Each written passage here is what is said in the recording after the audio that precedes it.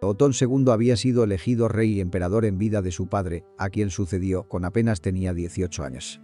El nuevo emperador debió de hacer frente a las reivindicaciones de los nobles que habían sido enviados por su padre al exilio en 958 y que, a su muerte, habían regresado.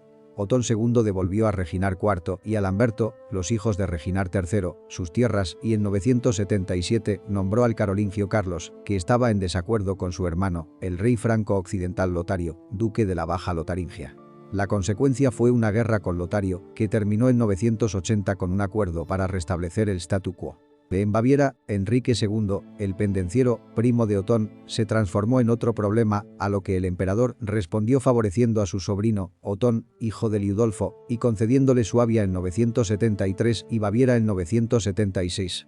Enrique intentó deponerlo y organizó varias sublevaciones en alianza con Miesco de Polonia y Boleslav II de Bohemia, pero en 978, Enrique II perdió su ducado. A finales de 980, Otón II partió hacia Italia para rechazar la ofensiva sarracena en el sur de Italia continental y de esta manera conquistar las zonas bizantinas del sur de Italia. La campaña en el sur de Italia terminó en un desastre. En Cotrone, en la costa de Calabria, el ejército imperial fue aplastantemente derrotado por los sarracenos en julio de 982.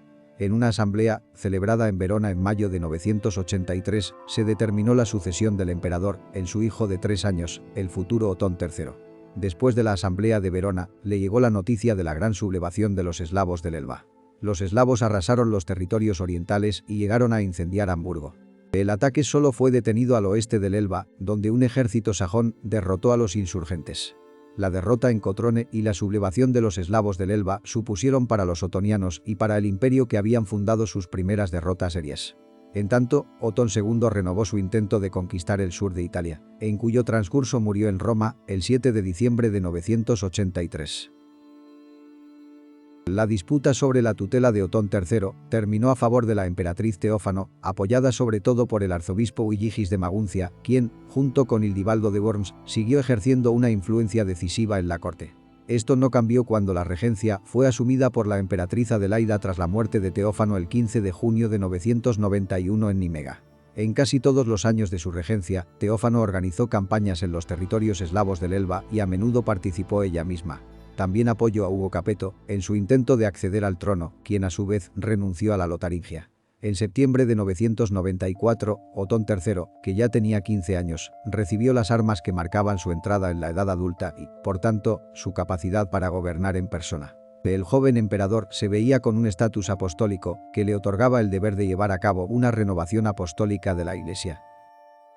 En su primera expedición italiana en 996, se comportó como si el papado fuera un obispado imperial al nombrar papa a su pariente y capellán, Brun, quien, como Gregorio V, se convirtió en el primer alemán en ocupar la sede de San Pedro. Estaba decidido a ejercer el gobierno imperial sobre Roma, teniendo como resultado el surgimiento de tensiones con la nobleza romana y la curia.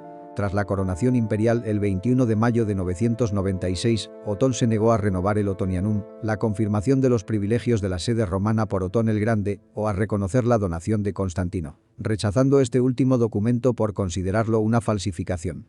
También reivindicó su liderazgo dentro de la Iglesia. La renovación cristiana del Imperio Romano fue practicada por Otón III y su corte después de que éste, en el curso de su segunda expedición italiana, que duró desde finales de 997 hasta principios del año 1000, renovara el control de Roma en febrero de 998. Las acciones de más importancia política llevadas a cabo durante estos años fueron las que llevaron a la reorganización de las relaciones imperiales y papales con Polonia y Hungría. En Roma se llevaron a cabo negociaciones con representantes del príncipe polaco, que condujeron a la decisión de fundar un arzobispado polaco. Esto se llevó a cabo durante una peregrinación que Otón III realizó en febrero y marzo del año 1000 a Gniezno, donde Boleslav había hecho enterrar el cuerpo del mártir Adalberto. El emperador concluyó un pacto de amistad con Boleslav. Respecto a Hungría, el emperador y el papa dieron su aprobación a un sínodo que llevó a cabo la reorganización de la Iglesia húngara planeada por Esteban I de Hungría en el año 1001. Entre ambos sucesos, el aumento en el descontento de la nobleza romana y de la curia contra el poder imperial llevó al estallido de una sublevación que obligó al emperador y al papa a abandonar Roma en febrero de 1001. También una conspiración aristocrática en Alemania comenzó a formarse en esa época, de la que el emperador quizás no pudo enterarse, pues Otón III murió el 24 de enero de 1002, cuando aún no había cumplido 22 años, cerca de Roma, que aún no había podido reconquistar. Tras el cortejo que llevaba su cuerpo a Aquisgrán, los opositores al dominio otoniano en Italia se alzaron. Otón III no dejó ningún hijo ni tampoco un hermano superviviente o hermano de su padre que pudiera sucederle al trono. Solo sobrevivió un miembro de la casa real por línea masculina. Enrique IV de Baviera, bisnieto del rey Enrique el Cetrero y representante de la línea bávara de los Liudolfinos. A pesar de esto, había otros candidatos en las personas del duque Germán II de Suabia, un conradino, y el margrave Ekeard I de Meissen. Pero Enrique consiguió los apoyos necesarios y el 6 o 7 de junio de 1002 fue elegido rey. Ekeard murió en una disputa que no tenía nada que ver con la elección imperial y el duque Germán se sometió en octubre de 1002. En Italia, un grupo rebelde había nombrado rey al margrave Arduino de Ivrea el 15 de febrero de 1002. Tan pronto como Enrique estableció su realeza en Alemania, envió al duque Otón de Carintia contra Arduino a finales de 1002. Y en la primavera de 1004 el mismo Enrique llegó a Italia, donde el 14 de mayo de 1004 fue elegido rey de Italia y coronado. En una nueva expedición, el 14 de febrero de 1014 Enrique recibió la coronación imperial en Roma. Enrique regresó a Italia en 1020, cuando fue llamado por el Papa Benedicto VIII, quien solicitó su ayuda contra Bizancio. Fue allí donde Enrique II confirmó el Otonianum de 962. Respondió al llamado del Papa y dirigió un poderoso ejército contra Bizancio en el sur de Italia. Las 3 expediciones italianas fueron breves, duraron 7, 3 y 9 meses respectivamente, y las 2 estancias en Roma se midieron en días. El emperador se abstuvo de cualquier interferencia en los asuntos romanos y dentro del reino italiano volvió a la política de preservar el equilibrio de poder practicada por Otón el Grande. Enrique rompió con la política otoniana anterior respecto a Polonia. En 1003 entró en una alianza con los liutici eslavos y junto con ellos tomó las armas contra Boleslav I de Polonia, con la intención de expulsarlo de Polonia y de las marcas orientales sajonas.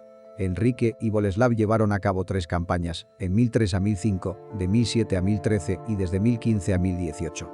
Si bien, con el acuerdo de Bautzen de 1018, el emperador no pudo privar al príncipe Piast de los territorios del Bajo Lausitz y de Milcener, logró impedir la incorporación de Bohemia al reino de los Piast y conservó el señorío otoniano sobre Bohemia. En el ámbito interno, el rey actuó como árbitro, juez y pacificador en las luchas por la posición que se produjeron en la formación de los señoríos regionales. Los conflictos en Lotaringia obligaron al emperador a emprender repetidas campañas entre 1005 y 1012. Entre el Mosa y el Escalda, las luchas giraron en torno a la formación de lo que luego serían los territorios de Brabante, Holanda y Flandes, en particular entre los condes regináridas y los Ardenas.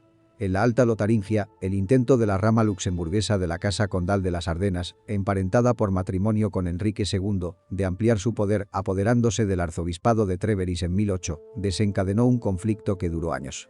También en Sajonia los nobles laicos intentaron ampliar su poder a expensas de los arzobispos y obispos. Como el rey valoraba y favorecía a estos últimos, surgieron tensiones entre él y la nobleza laica que culminaron en 1019 con un levantamiento a gran escala del duque y los condes sajones. Tales luchas normalmente terminaban con un compromiso. El emperador Enrique II murió sin descendencia el 13 de julio de 1024 y fue enterrado en la catedral de Bamberg. Allí, y en torno a su tumba en la catedral, se creó un culto que culminó con la canonización de Enrique en 1146 y de Cunegunda en 1200. Enrique II fue, pues, el primer gobernante de la sucesión de los francos en ser considerado por sus contemporáneos como rey de los alemanes y el único santo entre los reyes y emperadores alemanes.